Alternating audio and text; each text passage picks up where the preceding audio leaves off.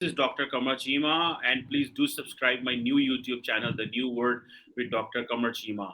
And viewers, I'm honored to have with me Said Muhammad Ali, who is an international affairs expert. Thank you very much, Said Muhammad Ali, for your time for my channel. It's always a pleasure, Doctor. So, today's topic is very important, and that is about the Pakistan-U.S. relations. Just yesterday, the American Secretary of State, Secretary Anthony Blinken, and the Pakistan's Foreign Minister Bilawal Bhutto Zardari had a telephonic conversation.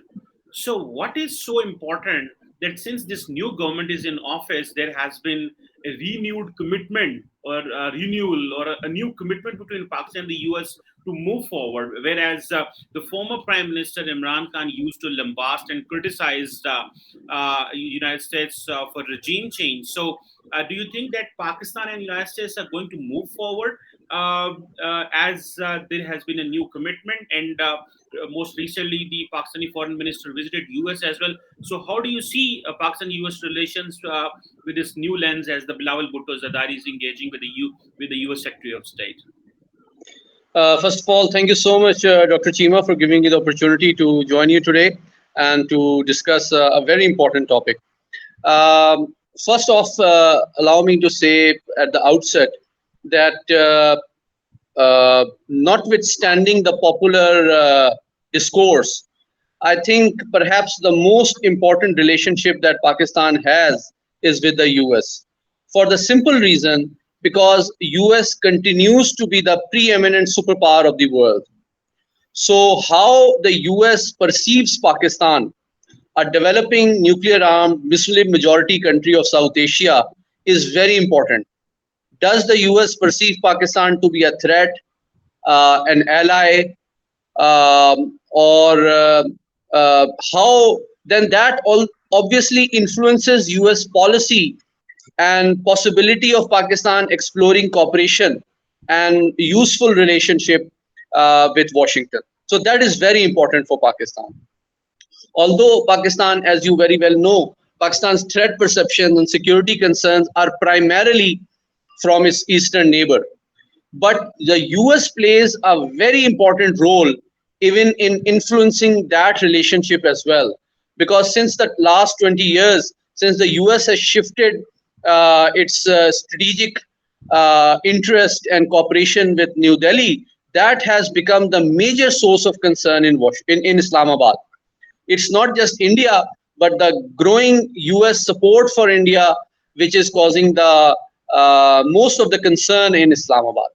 So therefore, Pakistan has been attempting consistently to maintain its relevance, leverage, and a favorable perception in Washington and the Beltway to ensure that Pakistan's relationship is not influenced by US relationship with India, and Pakistan is not perceived in the Beltway, in the US Congress, in the State Department, in Pentagon from an Indian lens.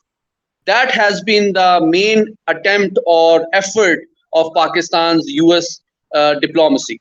Now, with that background, let's respond to the question that you asked. I think the previous administration in Islamabad faced three challenges. Obviously, the biggest challenge was management of economy. But I believe that once they were not very successful in getting favorable economic support from Washington, they looked for some relief from Moscow and Beijing. But obviously, since the nature of Pakistan's relationship with China and Russia is fundamentally different from our close economic relations with Washington, expecting an immediate and proportionate relief from Moscow and Beijing was somewhat unrealistic expectation in Islamabad. And that forced the previous administration to realize that perhaps it will not offer the annual budget of the fiscal year 2022. I was convinced, Dr. Cheema, in March that the previous administration will not survive beyond a few months, the day they announced a discount in the oil prices. Because without an economic relief from IMF, without a substantial increase in tax revenue, without a significant improvement in export revenue, that only meant that this relief will have to be borne by the next government through greater taxes. It was clear as anything.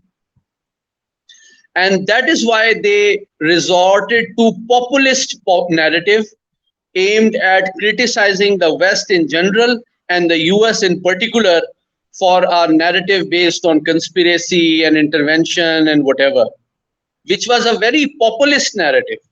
But obviously, it was not backed up by tangible policy uh, measures and behavior. On one side, the previous prime minister was continuously criticizing the US for not receiving or giving him a call.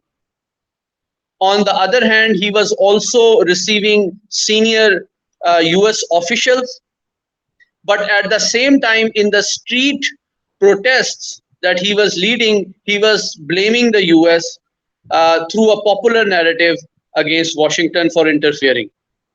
So, for a mature, reasonable, unbiased, and unemotional analysis of Pak US relationship, it is important that the actual policy uh, used to engage with Washington needs to be distinguished from the popular narrative which is shaped in the streets and on TV channels. And I'm really appreciative of your effort that you have taken this initiative to clarify the distinction for our audience. So then, hence comes the new administration. The new administration in Islamabad is attempting to do three things, which is different in terms of Pak-US relationship. Number one, it is attempting to reassure Washington that Pakistan's engagement with China, Moscow, or anybody else is not aimed at developing a strategic alliance against the US. Number one, it is only to explore, expand, and diversify our economic markets and relationship with other countries, because we are badly in need of economic relief right now. Number one. Number two, the new administration also wants to distance itself from the aggressive and hostile anti-US narrative that was used in the last few months by the previous administration. That is all popular politics that has nothing to do with reality. Number three, and since you were also in Washington recently, you know very well, some very senior, high level diplomatic and military visits from Islamabad and Pindi have taken place in the US, which indicates a consistent effort both from the civil and military leadership to repair the relationship and assure Washington that Pakistan wants mutually beneficial relationship with Washington and is on not allying itself with anybody against the US interests. And that includes some very senior military officers, some very senior Pakistan's foreign minister also visited Washington, and recently a very senior US official also visited Islamabad to explore areas of mutual cooperation in terms of economy and trade. And last night, the foreign minister of Pakistan also spoke with the US Secretary of State Anthony Blinken, in which they reinforced these efforts at a higher level aimed at expanding cooperation in education, energy, security, trade, and investment.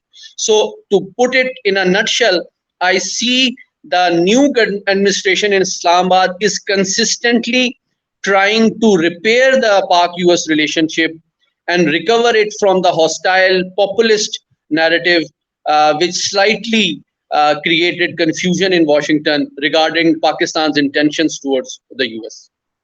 Well, Sheikh Mohammad Ali, thank you for elaborating this entire perspective on Pakistan-US relations. But there are other things, there are other areas, or there are other topics which are very important when it comes to the Pakistan-US relations. And when we talk that Pakistan-US relations are not just linked only with the popular sentiments. For instance, just you mentioned in your introduction that India is one just factor. So cannot Pakistan de-link India out of the bilateral relations between Pakistan and US? For instance, I was just listening to the Indian Foreign Minister Jay Shankar, and he was saying much of the India-US problems are because of the American support to the Pakistan, and that was to the military assistance and so many other things. And even they say that being silent on Kashmir and what happened there, for that matter. So, how can Pakistan de-link India from this bilateral Pakistan-US relations? Because right now, you understand, we used the Muslim world, the Americans, the British, the Europeans to talk to them that they should revisit their strategies or plans or actions or view of how India is dealing with the Kashmir, but nobody is listening to us.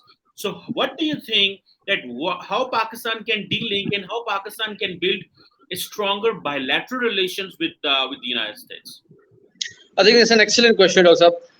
Let me respond to it. I think I also heard Dr. Jaishankar's very elaborate talk to which you are referring to. I would not use a maximalist interpretation of complex and diverse issues that Pakistan faces, including India, including Kashmir, including China, including CPEC, including Iran, including Afghanistan. All these factors, all these issues definitely influence Pak-US relationship. But what I'm trying to say, for Pakistan's national security, what is the priority? Which issue is more important and more critical and more urgent than others? Obviously, like a human being needs health, he needs food, he needs respect, he needs acceptability, he needs status, he needs all of these things. But some of these things are more important and critical than others, without which survival is at stake. So I think right now Pakistan's economic security is the most important current challenge for Pakistan. And that means that Pakistan's engagement with US, with Russia, with China, with Iran, with Afghanistan, with the Arab world will primarily be driven by its economic concerns. Because there is a realization in Pakistan's military as well at the highest level, and I'm witness to that, that without economic stability, Pakistan will not be able to advance its Kashmir policy. It will not be able to lure foreign direct investment. It will not be able to offer other countries its market and build close relations with major powers. So they have realized, and also it is linked with domestic political stability. Without economic stability, it will not meet the public expectation that the government is taking care of the popular sentiment. It is important because people need jobs, people need a quality of life which is affordable. And inflation is exceptional right now, Dr. Saab, in Pakistan. So people are really affected by economy, perhaps far more than anything else. So what I'm saying is that the current government is trying to manage economy. There is no, by taking some difficult decisions. I'm not sure they are going to be immediately, they'll be able to immediately deliver some tangible and adequate results. They might take some time, some months or years maybe. But the intent is there, the difficult decisions have been taken, which were not taken by the previous administration. That is a reality. So right now for Pakistan's foreign policy, I think economic management is for the foremost priority. That's why, we were very concerned about the FATF review as well. That is why we were very concerned about CPEC. That is why we were very concerned with our negotiations with IMF. And you will agree in all these three things, the US Pakistan relationship at the bilateral level is very important because US has leverage in IMF, US has leverage in FATF, and US uh, also provides Pakistan its largest export market. So for economy, it alone, US is very important, even if you don't link it with geopolitics and geostrategic environment.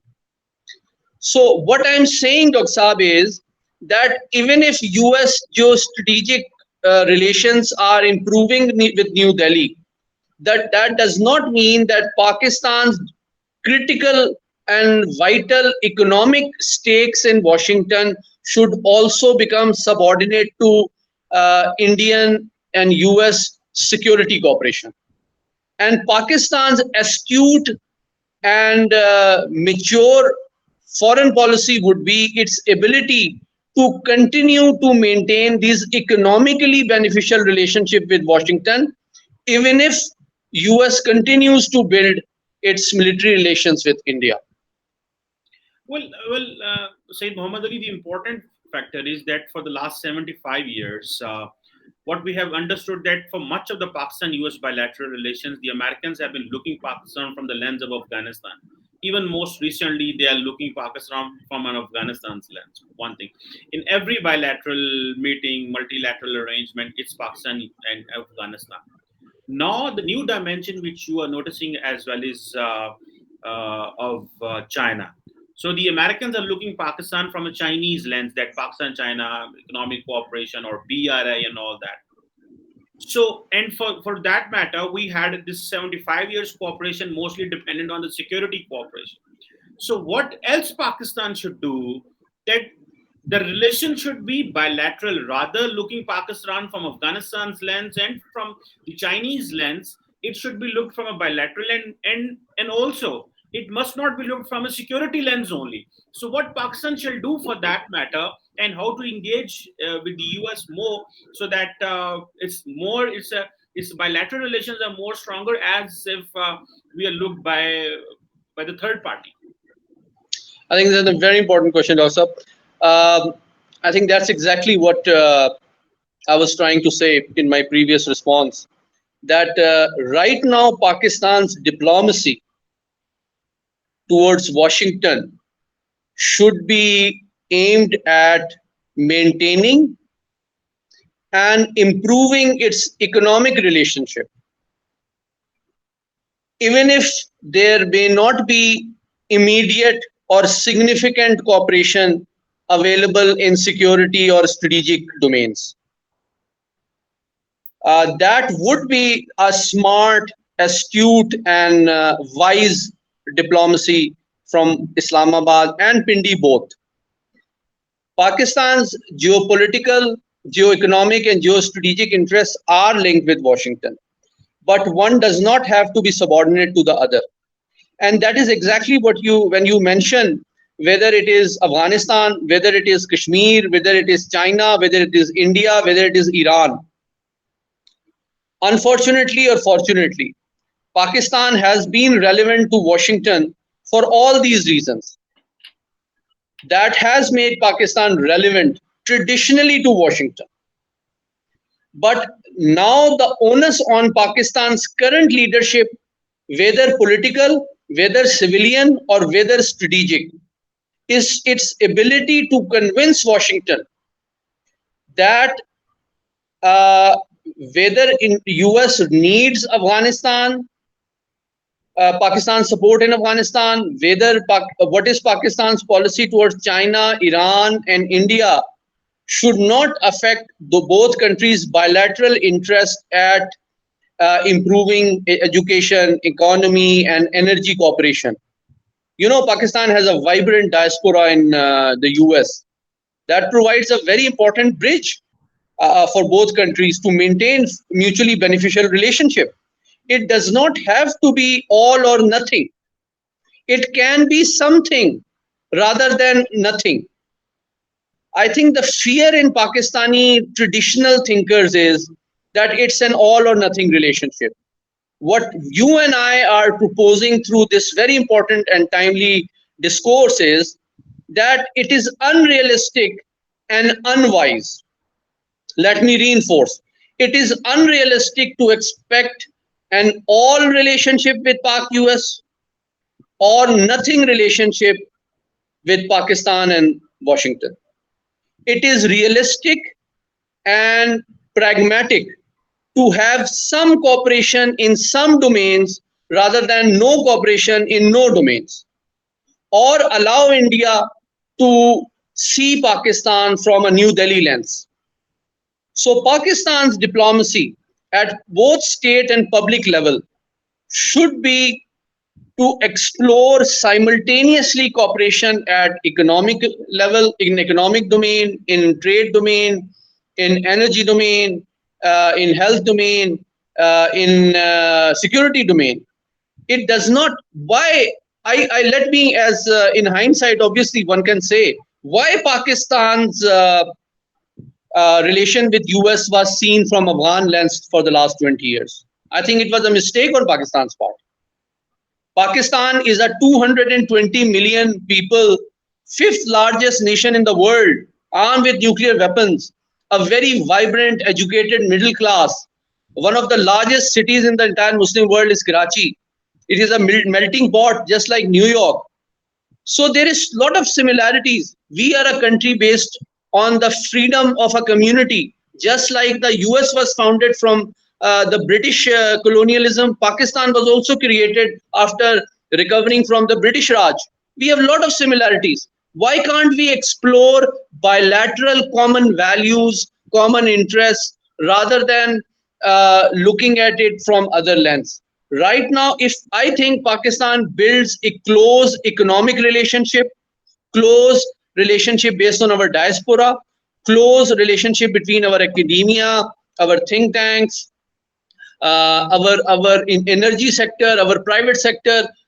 Pakistan has a large potential to export its software products to the US. Pakistan has a large software experts, a large number of software experts in Pakistan. So we can cooperate in a lot of things, even if uh, there is no imminent and immediate cooperation in the security issue or Kashmir or anything. One positive thing, let me quickly add before we discuss other areas, that it is also good that Pakistan has secured good review from FATF. That is an independent multilateral forum's certification, evidence, verification, and recognition that Pakistan has recovered from its terrorism baggage. That means there is no terror financing in Pakistan. And Pakistan has taken tangible and transparent measures to address this issue, not just at policy level, security level, but also through economic means. So that means that India should no longer try to present Pakistan from the terror lens in Washington. I think Lastly, I think it is also important, Dr. Saab, that US has had a long-standing interest in maintaining strategic stability in South Asia and peace and security in South Asia. That is US interest. That's its investment in India or Pakistan. Both are not affected by any instability or escalation. So maintaining a strategic balance also serves US interest to ensure its economic investments in India and Pakistan are safe and both countries do not escalate in a manner which are harmful for US interests in this region. Well, I think Pakistan has been saying this to the US for 75 years that do not let things escalate. Kashmir is a nuclear flashpoint. And I think the Americans or the Western powers have somehow realized that India and Pakistan are responsible parts, and they're not going to get into any kind of miscalculation and all that. So, and I think over the period of time, I think that is only the India's economic clout which has basically pushed the Western parts one step back, so that they cannot have any kind of interference on Kashmir. And for that matter, when President Trump was asking for arbitration, mediation, or you call whatever, the Indian Foreign Office was continuously saying that we didn't ask for anything, we do not want any other party. So I think over the period of time, this entire matrix has changed. And I think nobody is going to listen Pakistan in my personal capacity, and nobody is listening perhaps. That's why we are moving towards Arabs. we're going to the United Arab Emirates or to the Qatar to get things done with the Pakistan and India. One last quick question and a quick answer, please. Pakistan has decided to have to come out of the geostrategic competitions and to go for the geoeconomics. Why we are so slow? Why we are not in a position even to establish an outlook of a country? For instance, the Chinese were here to complain about the security. CPEC is slow. The foreign direct investment got slow. So if we have to project ourselves as a country which is in a competition in terms of geoeconomics with the world or in the region, then how that should reflect? Why we are not in a position even to capitalize the CPEC investment, because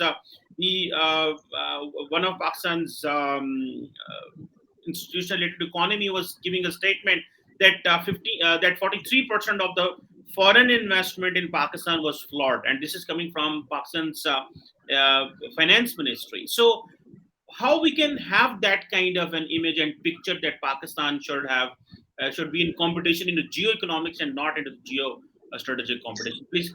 I think that's a very comprehensive question. I'll try to briefly answer it, Dr. Sab. First off, I think there are two things. Let me simply answer it as simply as possible. Otherwise, this can itself be a long topic for a very extensive and important subject. I think Pakistan needs to change its reality, and Pakistan also needs to change its perception. In terms of reality, first we need to improve our governance, number one. When I say governance, it needs to recover from a colonial mindset. Our bureaucracy, our red tapist approach towards public service, needs to be a 21st, it should have a 21st century attitude towards its people and also towards international foreign investors, or even engaging the potential foreign investors. You are not doing someone a favor by giving him an opportunity to invest in Pakistan. You have to market that why the security environment, the ease of doing business, the processes, and the environment, the ecosystem is beneficial for somebody to invest in Pakistan. We should not see investment in Pakistan as a mercy or a favor, as you rightly pointed out in your question as well. We are living in a competitive world. That there are 193 states, and if Pakistan offers ease of doing business, good governance, facilitation, and ensures security of investment and profitable business, there is no reason that other people will not invest in Pakistan. And that is exactly what India is doing. That is exactly what Dubai is doing. That is exactly what China is doing. It's not ideological and geopolitics only. Trump administration tried to heavily sanction, economic tariffs and other things on China. But has the U.S. administration, despite its geopolitical and geostrategic competition with China, successfully persuaded its industry and commerce not to invest in China or to end its investment in China? Of course not, because the US industry invests in China not for geopolitical or geostrategic reasons, but because they see that the ecosystem, the governance, the facilitation, the ease of doing business ensures that the products that they produce, that the American companies produce in China, are more profitable than the same American companies producing the same products in US. So there's no emotion or ideology or geopolitics here of business. Business is a better reflection of classical realism than even geostrategy, let me tell you, because you want profit. So if some company can be convinced that by investing in Pakistan, you'll make more profit than investing in India, obviously they'll invest in Pakistan. Now, once you improve the governance, you improve the ease of doing business, you ensure a secure environment against terrorism, disruption, change of policy with the change of government, and you also ensure that the policies will have a continuity and lasting impact. They will not be changed overnight. Then that will improve the investor confidence, both for Pakistani diaspora and other countries. That's one thing. Now coming to the image part, I think Pakistan has a handicap here because India has a huge investment in capacity to look better than it actually is. Its capacity to make its reality look better than its reality is immense. I'll give you a small example. 2 days ago, I was in a roundtable, and I was pleasantly surprised that in the recent earthquake in Afghanistan, a lot of countries have provided aid and assistance and relief to Afghanistan. China, Qatar, Saudi Arabia, Pakistan, other countries as well. But Pakistan provided the most support and material assistance than anybody else, including China. Now, why our foreign office, why our media, why our think tanks is not presenting it as a narrative? And not just before the world, but before the Afghan people as well. That you blame Pakistan for interference, you blame Pakistan for a lot of things. Why don't you appreciate when Pakistan, despite its economic problems, supports you more than anybody and all the other countries put together? So I think there is some significant improvement required in our strategic narrative building so that our efforts, contributions at the international level, at regional level, and domestic level needs to be timely, accurately, and impressively articulated in all medium, print, electronic, social, and all the other media as well. That is very important. Yes, you have rightly portrayed that, and I think we have a strategic communication and strategic communication cell maybe, but that works more for maintaining things domestically rather maintaining things regionally and internationally. Thank you very much, Saeed Muhammad Ali, for your time and for giving us a deep, in-depth analysis on Pakistan-US relations and how things are moving and shaping. Thank you. Always a pleasure, Dr. Saab. Thank you so much for